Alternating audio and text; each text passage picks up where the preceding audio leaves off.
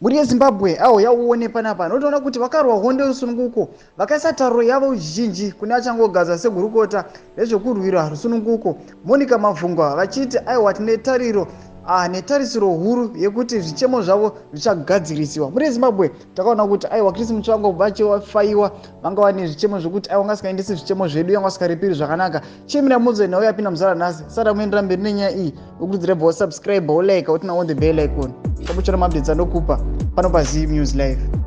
Nekuti nhau dzinobuda dzakanzi Mavhungwa akatora chigaro ichi zvitevera kudzingwa kwaChristopher Mutsvangwa.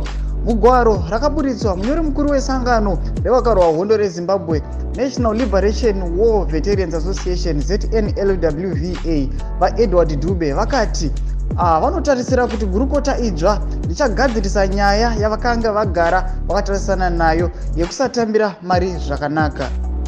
Saka ndokwatiri kuona kupemberera kuri kuita aiwa maWar Veterans vachiti aiwa tinotarisira kuti nhau iyi ichagadzirisa nokuti pakanga pana Chris Mutsvangwa aiwa tasingawani mari dzedu zvakanaka ameno zvaitika. Saka tariro yavo iri muna Monica Mavhungwa vachiti aiwa Monica Mavhungwa zvapinda zvinhu zvedu zvanaka. Muri yeZimbabwe tiudzei kuti munoti kudii pamusoro penyaya iyi yapinda mudaro. Pinda mucomment section medu saka no subscribe kulike notina on the bell icon.